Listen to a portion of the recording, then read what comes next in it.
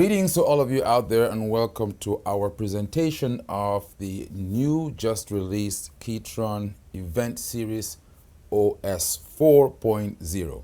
Yes, this is the long awaited software, and one of the unique things about this software is that it was done in collaboration with a lot of musicians, programmers, and input from our customers like those of you who are watching right now. So a hearty welcome and a hearty thanks to all of you out there who promoted and who helped to contribute to this massive software release.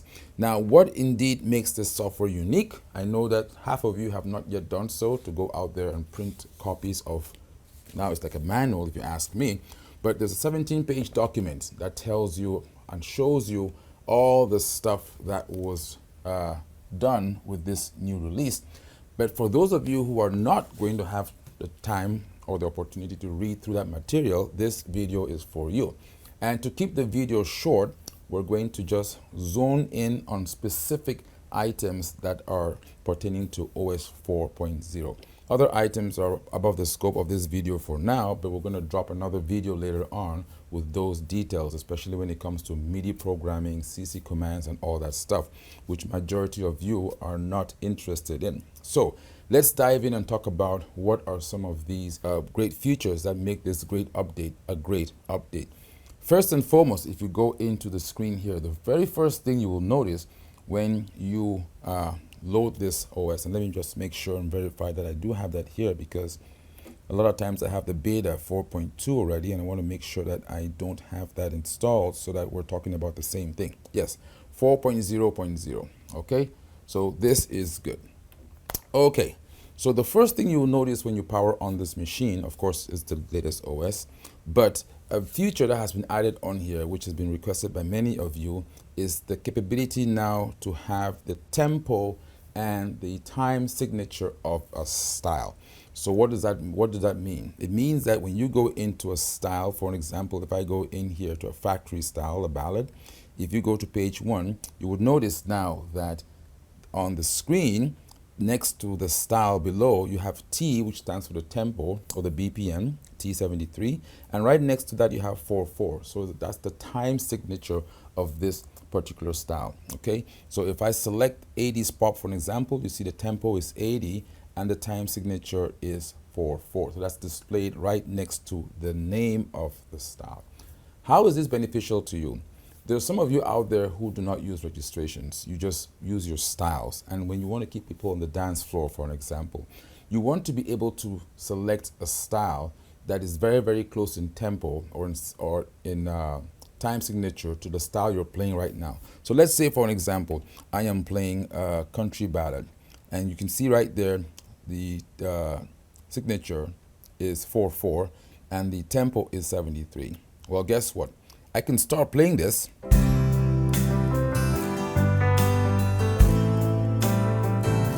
and now I can go and look for another style which is very, very close to that in tempo.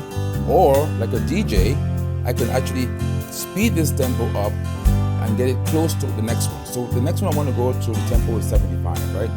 I'm going to go here, 74 right now. 75, I can do like a drum fill and go to the next one, which is songwriter.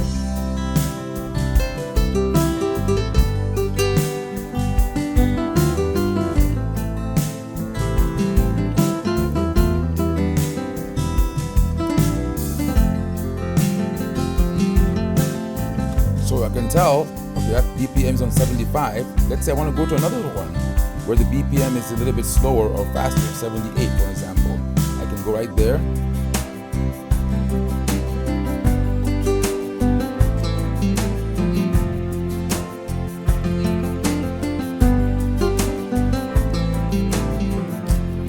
So real quick, I am able to go from one style to another style because I already have forehand knowledge about the tempo and the time signature because it's displayed on the screen, right? That's a very, very huge factor, especially when you're playing live and you want to just be able to go from one style to another, or even when you're searching for a style, you will have an idea of the BPM, but you want to be able to go to that style without having to test it first and check it out and say, oh my goodness, is that how fast it is? Is that how slow it is?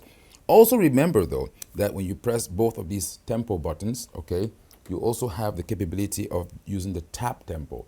So if you have a song in your mind and you don't know exactly what the tempo should be, but you have an idea of, physically what that tempo is, by pressing both of these tempo buttons, you now get this screen and you can now tap 2, 3, 4. And when the machine starts, it starts right on that tempo, okay? So that's another good feature. And by the way, there is a reason why I have this other screen here, okay? So this screen is of the KETRON event, which I'm manipulating right now. And this screen is connected to the KETRON EVM. The KETRON EVM, which is right here. Let's go back and see that right there. That's the EVM, okay? Now, when you update the EVM to OS 4.0, you shall notice that certain buttons now have view. For an example, manual has view on the bottom. Pianist also has view. These are buttons which, if you touch and hold them for 2 seconds, they now open up the other secondary screen, right? So before OS 4.0, you never had that capability, but now you have that on the screen. So you can now see that if I touch and hold micro, for an example, for 2 seconds, okay, it now opens up the microphone menu where you can do selections and everything. So all these buttons that have view underneath them for the EVM means that when you touch them for 2 seconds, they open up a secondary screen for secondary functionality as well, okay? So I'm not going to go ahead of myself here. I'm going to go step by step. What's another good thing about this upgrade? All right, if I go into voice to ABC, we have now brought back the capability for you to be able to instantly mute the arranger tracks, okay? So what do I mean by that? If I go over here to the screen, so you can see what I'm talking about here, all right? Voice to ABC, you now have these chord 3, chord 4, chord 5, live guitar, real chord variations. This actually should say mute because that's what it does. So when you're playing a style, okay, on the arranger, you can instantly mute various tracks without having to go into most deep sub menus or the view screen, which was the case before. I can now bring them back in. So if I pick a style, for an example, go to page 1 and pick a style like the country ballad that has live elements in it, and I play that style, I can instantly go to that screen and I can turn off the live guitar or the real chord, or chord 4, chord 3, and bring them back in real time as I am performing with my arranger, okay? So that's the beauty of that. On the EVM, to do that same thing, you just go over here and you touch voice to ABC and you have that same functionality, okay? So again, turning them on when they're yellow and of course turning them off when they are white, okay? So those are the instant, quick way for you to be able to access the chords. The long way is to go into view, all right, and go into the chords here and then touch mute and then try to start muting the various channels. But when you're performing live, these are just too many steps for you to be bothered with. So right now, KETRON, I put that in here with the voice to A, B, C, D, being able to instantly mute chords as you are performing live. Now, under the view, okay, view right here, and we go under drums and we go to settings, we also have a new feature which is called real drums to variation.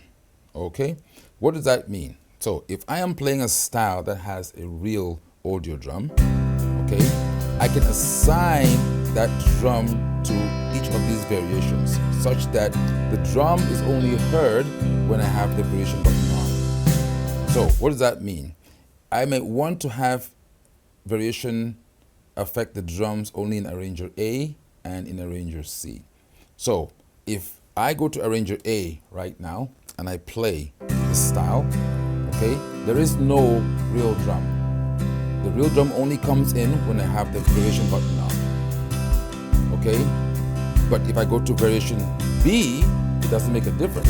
because variation B, I didn't assign that function to variation B. If I go to variation C, it does make a difference because it's telling me that, hey, play the real drums only when the variation is on. So I can choose to do something like this.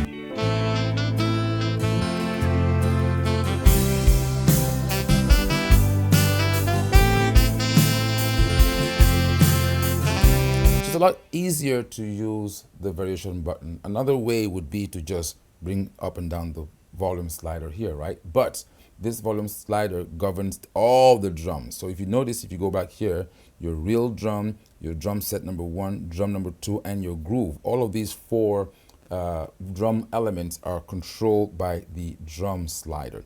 Whereas in this case, when you do that, you're impacting only the real drums, turning them on and off. On the EVM, again, same thing. If you go over to View and Modeling, and then you go to Drums, and you go over here to Setting, you're going to notice the same thing over here as well, too. Okay, real drum to variation A, B, C, D. And of course, as you're playing, when you hit the variation, you can then turn on and off the real drum based on which of these variations has been assigned to work with the variation button. So that's a very, very good feature there. Another nice feature, which a lot of people have been talking about lately, is this lock bass and lock chord.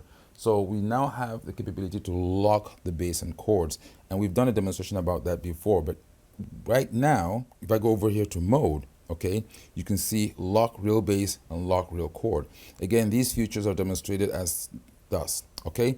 I can now select, for an example, which of the variations I want that bass to be locked in, okay? So I can play a style, for an example. If I choose only A right now, I can play a style, okay? And I can now have that bass stay on that style. If I press lock bass, you notice that I can hear the chord.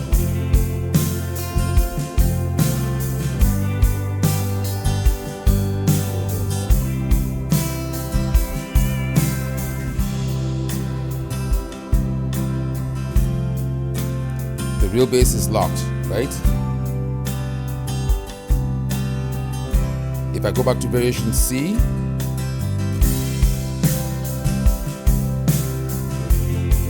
the real bass is not locked. Why?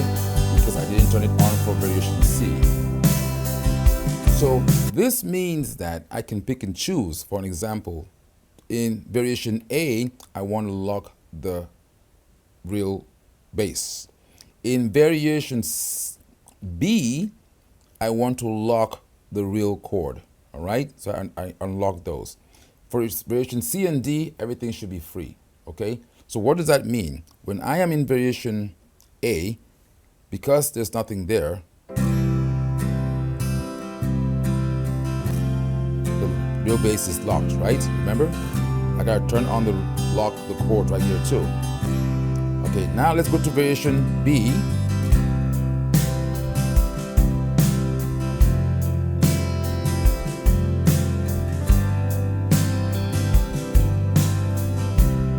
Let's go to variation C.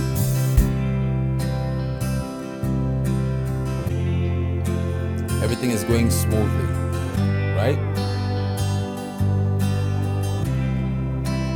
So this is a very powerful tool because now I can, it prevents me from having to type all the time and try to go in and turn things on and off as I'm performing live. I can set this ahead of time such that based on the variation I'm in, the arranger variation, I can lock the real bass or the real chord so long as I have the lock bass and lock chord turned on the arranger. So that is a very, very nice KETRON feature, okay? And of course, I can apply that to the whole, to make it global or just for this particular style indeed. So while we are in this screen, I'm going to also talk about this to end, re-intro, fill to ABC, and others, right? So now we've taken advantage or more advantage of this re-intro button. This is like your Alt on your computer when you're typing and you hit the Alt key and or the Shift and you're touching another key, right, with a dual functionality. So think about it as that. So if I turn this off, let's look at this scenario right here. The re-intro normally means that sorry, this button has two functionalities. If you just hit it once when you're playing a style, all right, it acts as to end. It ends the style in one measure. Sometimes you don't want to go through ending 1, 2, and 3 because it's like you have to go get some coffee and come back before the style is over, right? So this feature has been on many KETRON products. It's called to end, where when you're playing the style and let's say you want to end the song instantly, like a band would do, for an example. While you're playing the style, you can just press to end and it stops, okay? So that's the default function of this button right here, to end. If you look below it though, it says re-intro. Okay, let's go back to that screen again so you can see what I'm talking about here. Re-intro, which means that, and you see the color right there, it's pointing to these three. If you press and hold this down, so when the machine is playing, when the arranger is playing, you play a chord. These are now endings, okay, long endings, all right? If the arranger is not playing and you press this, these are intros, okay?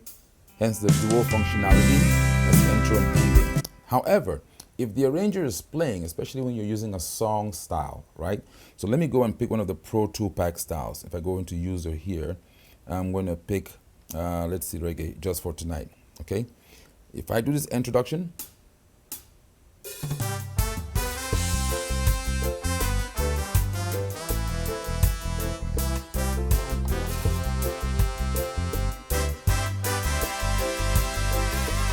so I might be playing the song, and let's say I want to go back to that intro. I want to go back and play the intro again, okay? So now, re-intro means you hold this and press the intro button, and it goes back to the intro, okay? Now, on other manufacturers, they have dedicated intro buttons, 3 intros and 3 endings. So in that case, you would just hit intro again, right? And it will take you to the intro. But because KETRON are using buttons for dual functionality, which makes sense, trying to save on some space. If you want to play the intro while the style is playing, you simply hold that re-intro and then press the intro that you want to hear again, okay? So that's the functionality of this button, to end and to re-intro. Now, the new stuff we have in 4.0, when I come over to mode, all right, to end alt. Remember I told you about the alt on the computer? So what does this mean? This means that I can, when I turn this function on, okay, this button now becomes like a shift key and does many other things. So if I hold this down and press arranger A, for an example, you would notice that you only have one fill button here, okay, even though you have 4 fill-ins. And the only other way to get to the dedicated fill is by going to the screen, okay? So I can go to fill and break, and I can now have 4 fills, fill 1, fill 2, fill 3, fill 4. Well, let's say I'm in a different screen. What I can do is I can now turn this alt function on so that when I'm playing a style, if I press and hold this down and press A, that's going to be fill 1, okay? If I press and hold this down and press B, it's going to be fill 2. And you can see on the screen, it tells you which fill it is. If I press and hold this down and press C, it's fill 3. If I press and hold this down and press D, it's fill 4. Okay, so by holding this button down, if I press this A, it's going to be fill 1, fill 2, fill 3, and fill 4 while the arranger is playing. Now, also, there are other functionalities and features associated with that button. So, if I press and hold this down and I press the ADSR filter button, okay, this will set the voice for arranger A, okay, for my main voice. If I hold this down and I press the drum mixer button, this button will set the voice set for arranger B. If I press and hold this down and I press the drawbar button, this will set the voice set for arranger C. If I press and hold this down and I press the user tab key, this sets the entry set for arranger D, okay?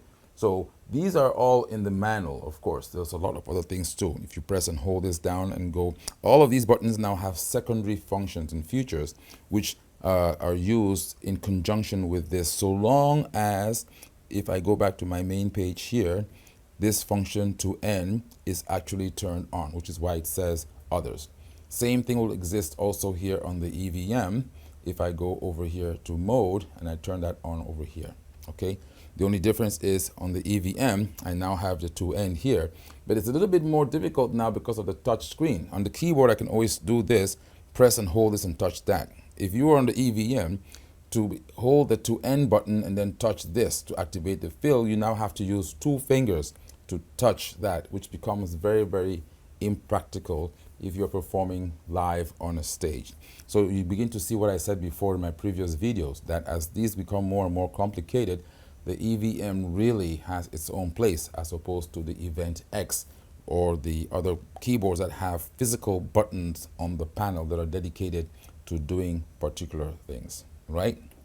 Another feature that has been enhanced very, very well, and this is again going back to what I said in my previous video, a lot of automation has been added onto the keyboard, but then there are those who frown upon automation because then they feel like they don't have room to express themselves, right? So a lot of manual overrides have also been included in this software upgrade. One of them is in the lowers. I keep on talking about the lowers in my previous videos. Watch those and see exactly what I discussed about here. These are very, very powerful tools. Okay, so let's go back here and we see what indeed the lower can do. So in the menu, if I go over to view and modeling and I come over here to lowers, okay, you will now notice that there is an additional section right here on the right hand corner as well too. So first of all, let's talk about style slider. It's enabled, which means that these sliders can control the volume of lower 1, lower 2, and lower 3. Okay. Now, there are certain circumstances where you may not want to do that. Let's say you're in the mode where you're using the drawbar, for an example, with your organs, and you don't want to impact the volume of the lowers. So you can disarm them here and then use the entire sliders that you find here for your drawbars. Okay. So that's one feature. But more importantly, like I said before, is the automation, right? Being able to do your own thing. And let's go over to the screen. So let's zoom into the bigger screen here. So as you can see on the far right corner, you have where it says velocity range. This means that in addition to the previous functionality of the lowers of being able to control the volume, you can now set the range at which you hear the lower. So if I have, let's just use lower number 1 for an example right now. So I have lower 1 slid up here, right? Okay. Let's see what screen I'm going to go to so you can see what I am doing here. Let's go over here, right? So I've brought down the volume of lower 2 and lower 3. I have lower 1 right now. Let's test it. It's a nice pad. I'm going to go over here and bring that volume up, okay? And I'm doing that for the global settings. So for all my variations, I'm impacting that volume. So this is my warm E piano. Let's do the same thing and all the other ones. Okay, so the second voice is electric piano. You can hear it, right? Okay, the third voice is a regular piano. Okay, so the first voice is my lower, okay, which is this one over here. Now, whenever I press the chord, regardless of how soft or how hard I press this chord, I can hear that lower. Okay.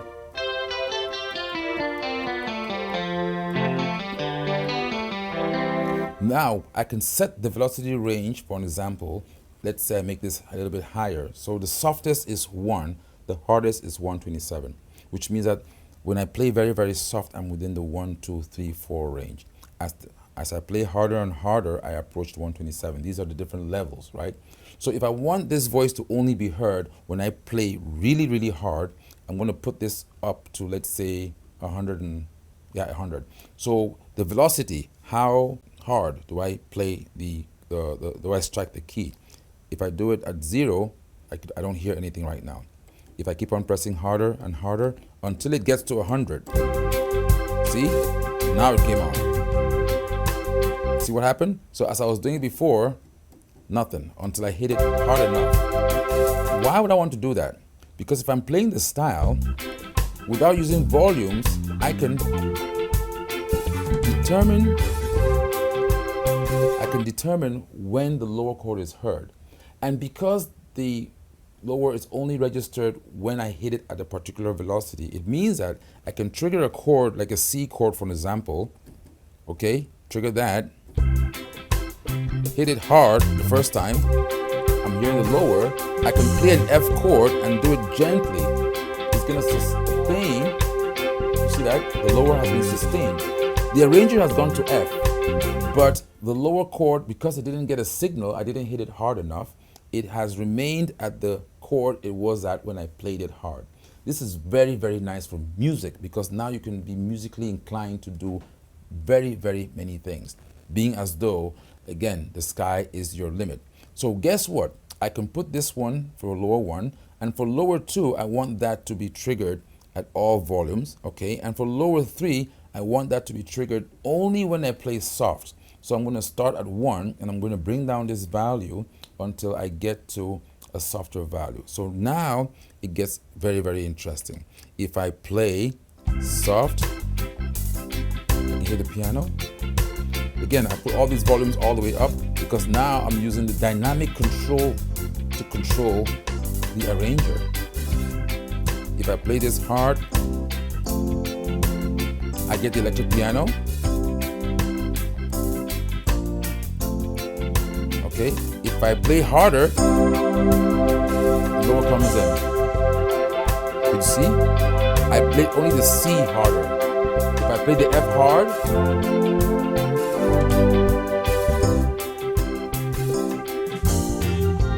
see that?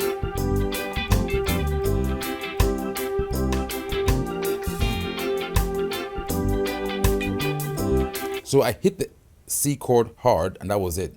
As I'm going to the B flat and the F, I'm hitting it mildly, right? The lower held the C, but didn't go to B flat, even though the arranger went to B flat. So these are really, really, this is a very, very powerful tool indeed, because now it allows you to be able to express yourself.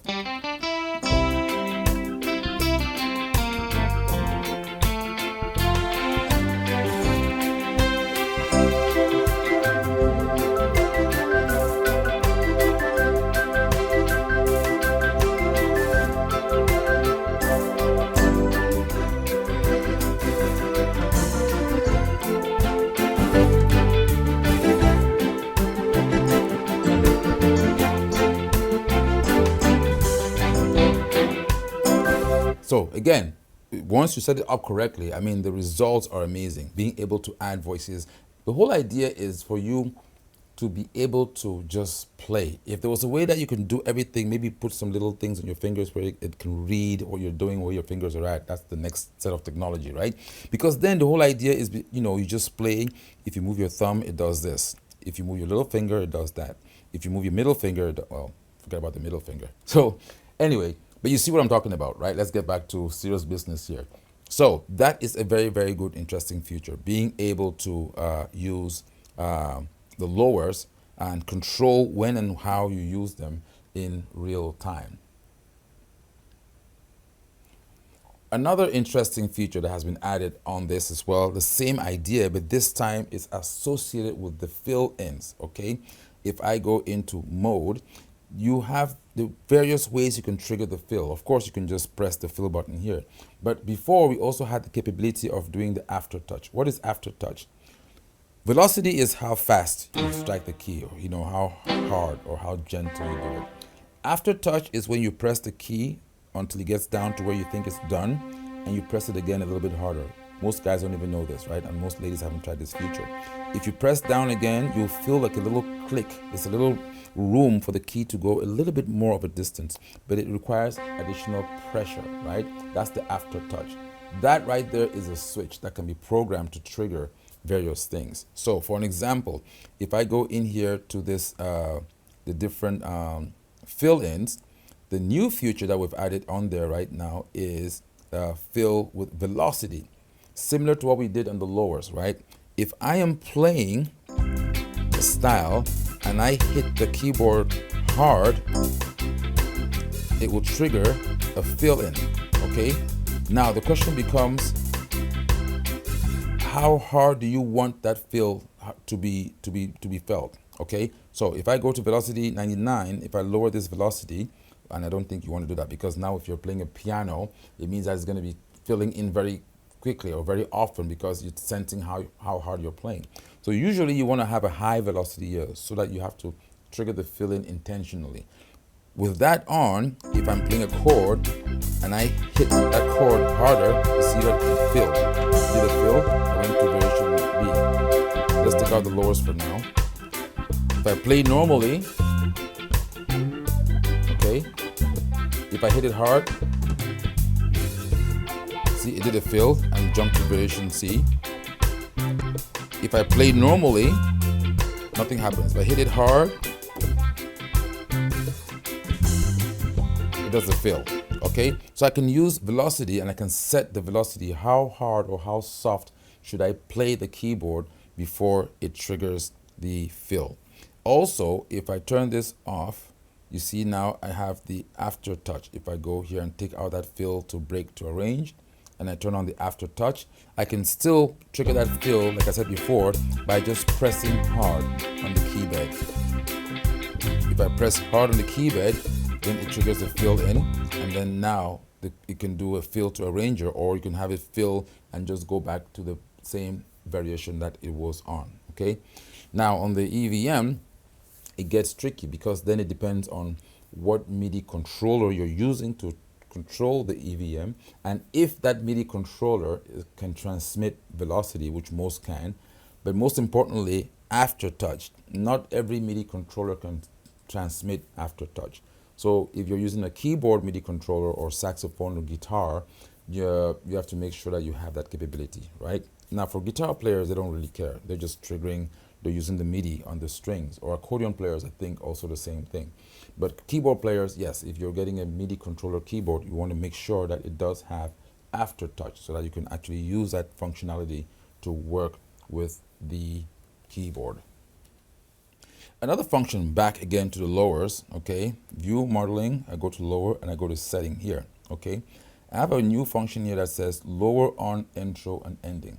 Again, usually in the previous software, when you play an intro or an ending, there is no lower voice because the intro and endings are musical, melodic, right? So they have pre-recorded phrases within them, which the lower does not follow. The only tracks that follow that are the chord 1 through 5, live guitar and live bass. But this also means that I can now accompany my introduction. Okay, so I can have this intro for an example. I have that lower voice playing right there, okay?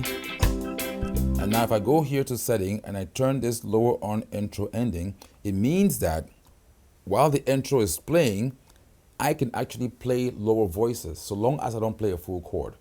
If I play 1 or 2 fingers, I can actually assist my intro like this. Okay, like this. This is my intro.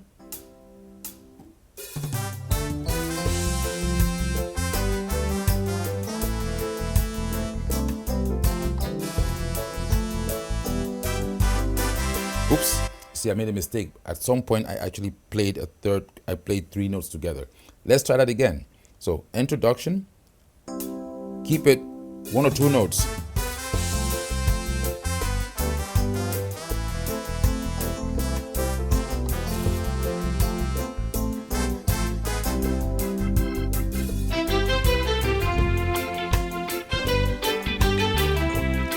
Let's try the ending.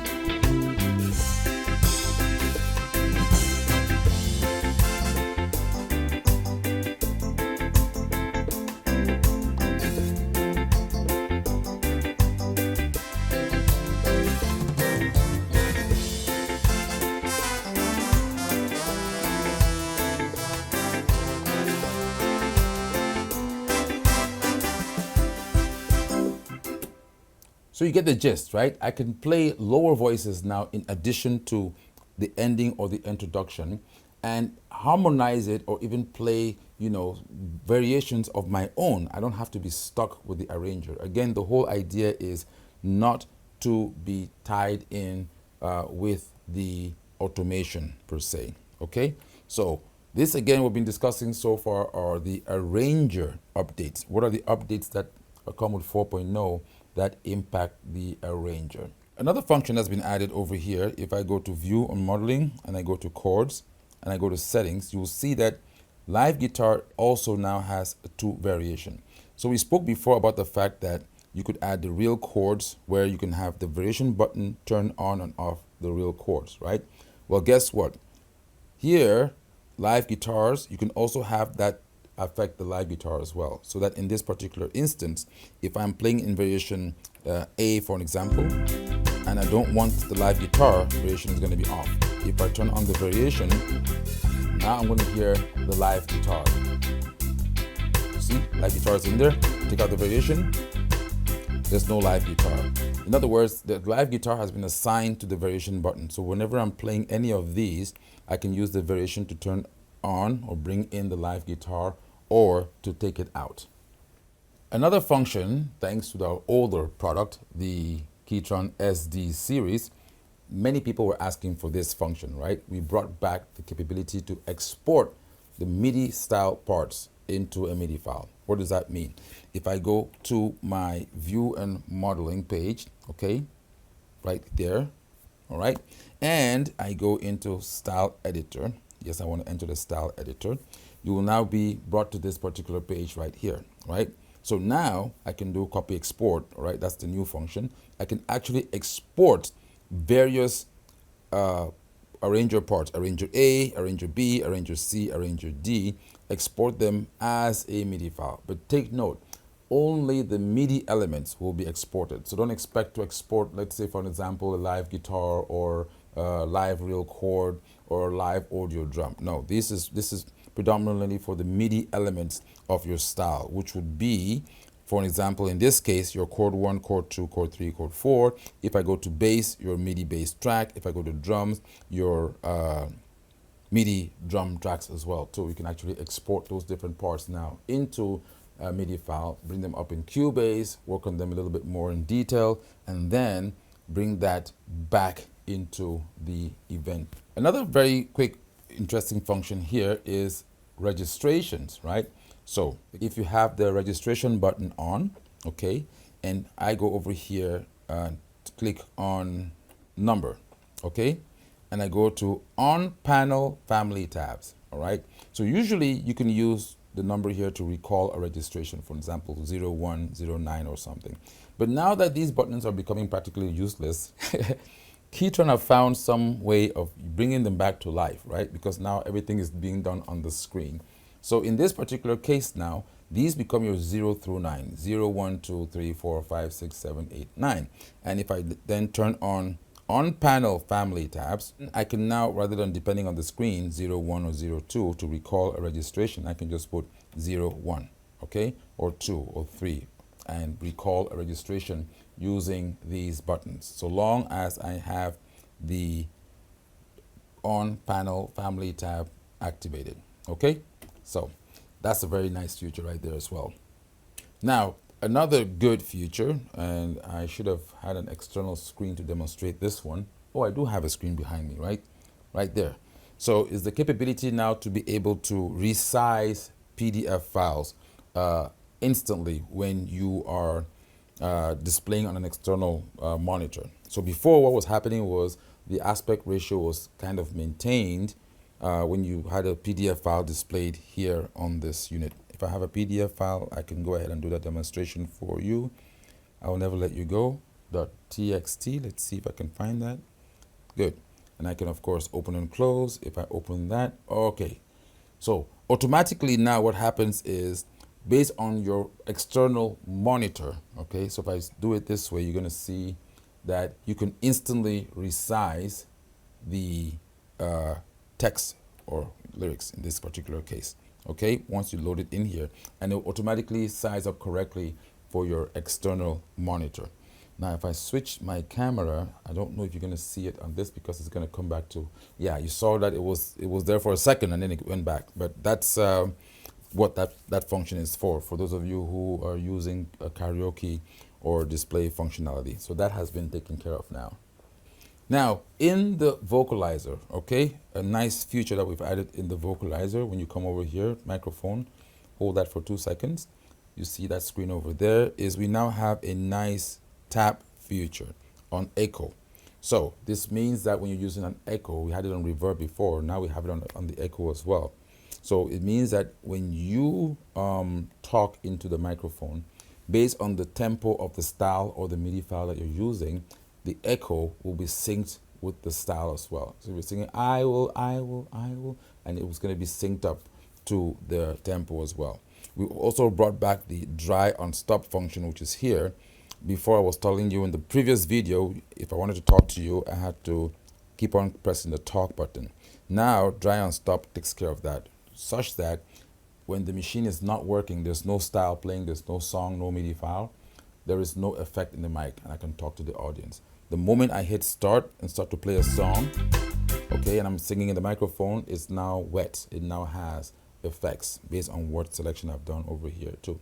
And like I said before, on the EVM now, these buttons do have the view on them. So if you touch and hold it for 2 seconds, it will also take you to that screen, okay, where you can now access these same parameters as we discussed on the event as well too. The dry and stop functionality, okay, and the echo tap, which is right there as well too.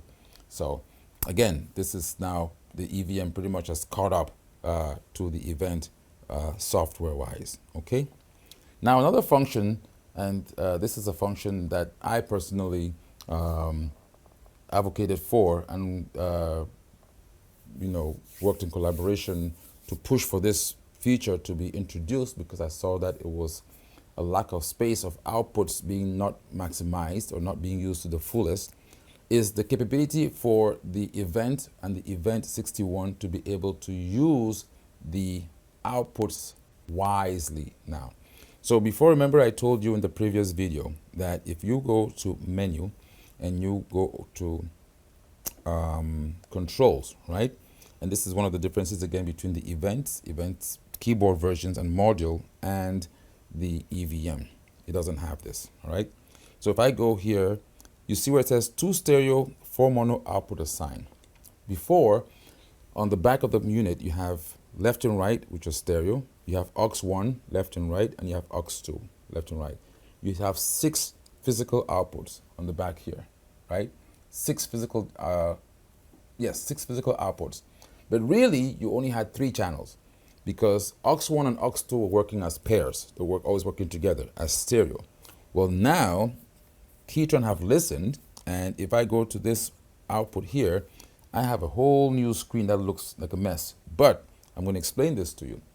So right now, anything on the left side, voice 1, voice 2, these are the different tracks on the keyboard. Voice 1, voice 2, your drawbar, your global MIDI player, lower 1, bass, drum, chords, microphone, and your audio player.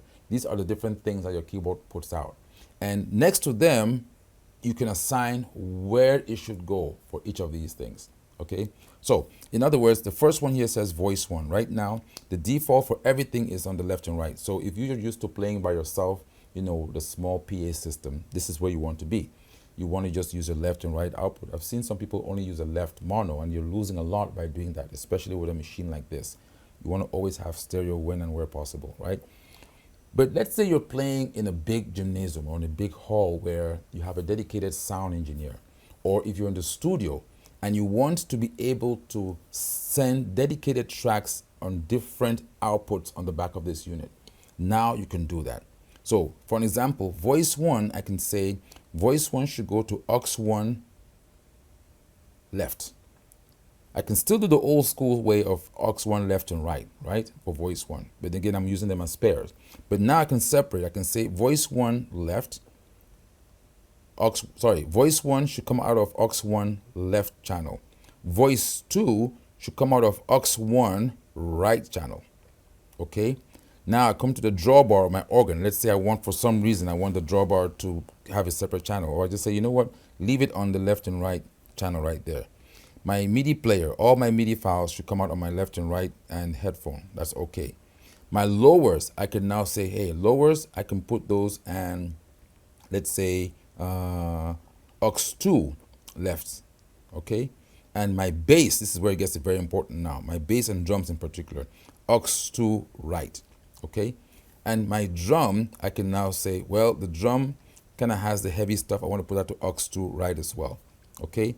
My chords, I'm going to put them where I put my lower, aux 2 left, for an example, okay? Microphone, I'm going to keep that on the left and right output. So On the back of my event, I'm going to have 6 wires going to my mixer. And on my mixing board, I'm going to have, just as if it's a live band that's performing. When a band is playing, the mixer, the guy who's in the front, the sound engineer, has control of dedicated channels so they can make your drums louder. Now, I know some are going to argue and say, well, I have a mixer on here too. That is true, right? But you have a mixer out here which is sending out everything, all the information onto 2 channels, versus having all the information distinct coming out on 6 different channels and going out for further processing. This is very helpful, especially if you're in the studio and you want to be able to record one shot but have dedicated tracks, your drum track, your bass track, your chord track, your live guitar track, all recorded in Pro Tools at once. So that means that I can go to the studio, I can open up 6 tracks on Pro Tools, for an example, hit record, record, record, record, record, and start playing, and have 6 dedicated instrumentation on those tracks in real time. Or flip it around, let's say I'm playing in a live environment, I have a mixer, a sound engineer using a mixer. How does that help? He can boost, for an example, or compress the drums, right, without touching your voice. He can compress the bass, make it sound thick and fat. Or if you're playing on the stage, for an example, you can actually have a bass bin or a bass cabinet and have one wire carrying just the bass to that bass cabinet. You have another cabinet that has, let's say, a keyboard amplifier, and you put all the other keyboard sounds there, and another bass cabinet for your drums. So now when you're playing, you actually feel like you're playing with a live band because you have dedicated instrumentation coming out on the stage. Imagine multiplying that effect in the front of the house. That's what they call the FOH, front of the house. Now I'm getting a little bit too deep, but that is where this keyboard now enters what I would call professionalism, right? That would be the right way to do it. I know that most of you out there will not do that. You're just going to stick with your left and right, which is fine. I mean, the keyboard does sound great as it is. But the more separation you have on the tracks and the more control you give to your sound person, if and only if you trust that sound person, then the better that the machine and that your sound can sound. So this is something that I had discussed with KETRON a long time ago, and I'm so happy to actually see that this is actually being birthed and is now a reality. Just so you know, KETRON have been doing this multiple outputs since 1996, I believe, when the MS series first came out. We've always had 4 outputs on that board, and that went to the X1, went over to the SD1, and went over to the Audio, where it now went from 4 to 6, and has now come back on the KETRON Event, which is the current flagship for KETRON. So that's a very, very, very powerful tool indeed. Okay, kudos. Now let's see, we've got to wrap this up so we don't spend the whole morning or the whole evening here. On the foot switch, we've been able to increase the number of programmable parameters, right? So if I go here to menu and I go into foot switch right here, okay, for each of these switches now, okay, if I go here and let's say touch the first one, right now the default is sustain. If I touch that and a screen is displayed before me there, and I can program this tone to do many things, okay? So we've added to that list, and you can look at the manual to see the different things we've added on there, okay? So you go ahead and program each of these pedals to do certain things: fill, break, start, stop, vocalizer on and off. I mean, 13 is again small. There are over 85 functions you can actually program. And once you're done with that, you simply press save and save it as a new foot switch setting, okay? Same is true here for the EVM. If I go to menu and I go to foot switch, if I change my camera view so you can see, menu, foot switch, same thing. Okay, pick a pedal, scroll up and down here. You have this bar on the side. Let's say I want to use pedal number 1 to registration down. You see it pops up over there. Pedal number 2, we want to assign that to vocalizer or voice up or voice down or anything. I just look for it and I see what I want to assign to voice to ABC, for an example. This is going to be more useful actually on the EVM because the EVM doesn't have the physical buttons, right? So if you're playing and controlling this via MIDI, you might want to purchase the FS13 pedal.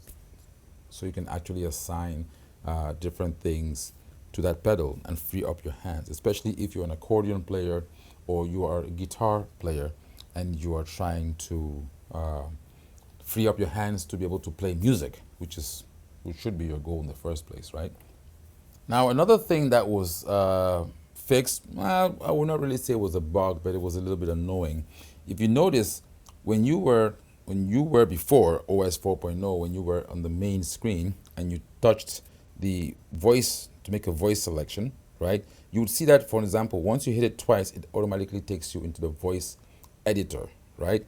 And sometimes this could be annoying because people wanted to just go in there and they meant to go here where they could make a voice selection, but then you touched it twice and it brought you in here. There's a new function now in the voice editor, disable edit from the top area. Nice way to put it, right? So if this is turned on, now when you're on the top area, on the main part of your screen, and you touch that 2, 3, 4, 5, 6, 7, 8, 9, 10 times, it doesn't take you anywhere. You're not forced to. It just takes you to where you want to go to make your voice selection. You're no longer entering the voice editor by mistake, even though you didn't intend to. Again, depends on you, and that's why we gave you that function. For some people, they want to tap twice and go into the editor and do something real quick while they're playing live.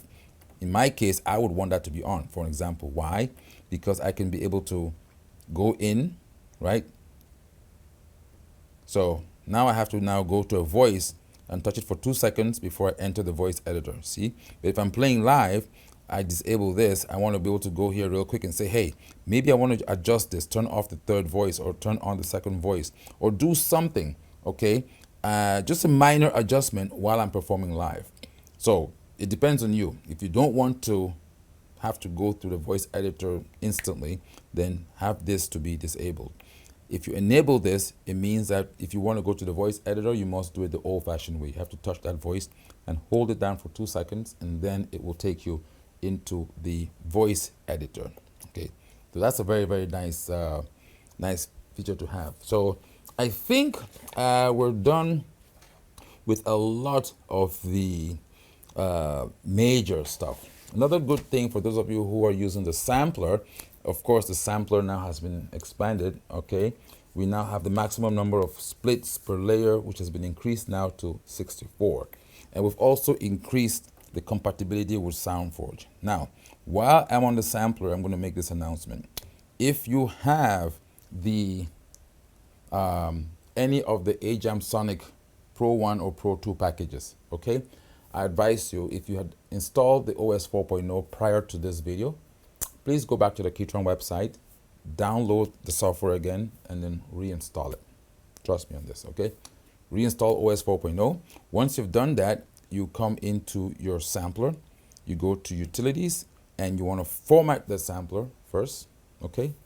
Once you format that, you come back in here, you go to load SB3, and you want to load the Ajam Pro bank, which is this file right here.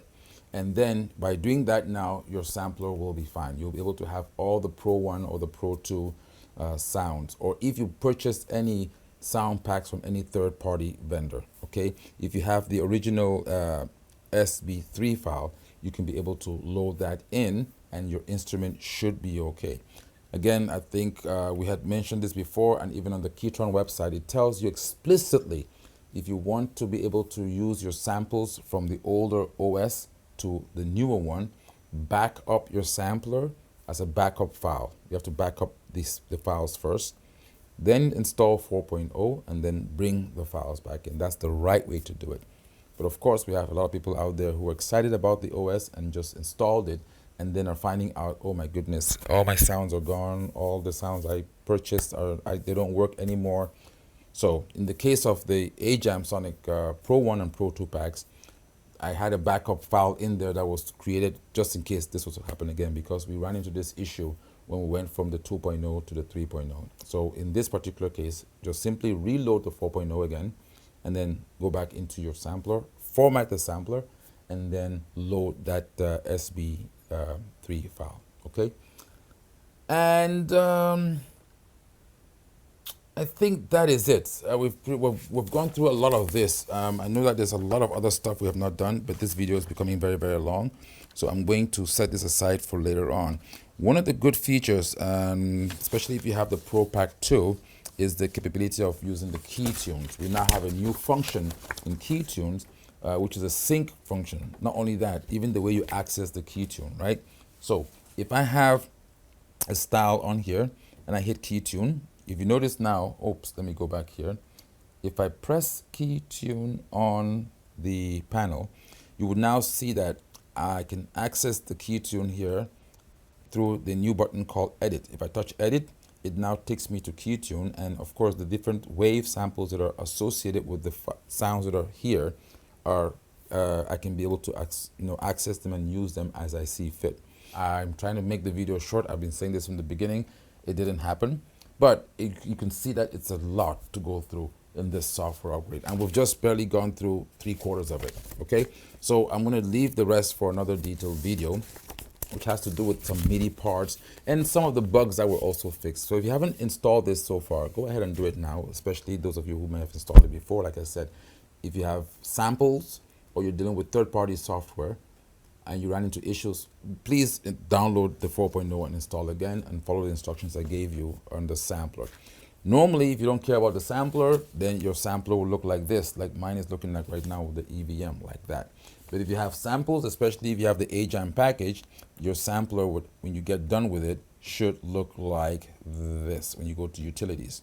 That is a full-fledged sampler. Okay, we're using all the space we can to put in all the sounds we can. So again, this is AJ at KETRON USA. If you haven't subscribed to the channel, please go ahead and do so, and we shall catch you all in the next video. Have a hearty afternoon, morning, evening, wherever you are, and see you on the next video.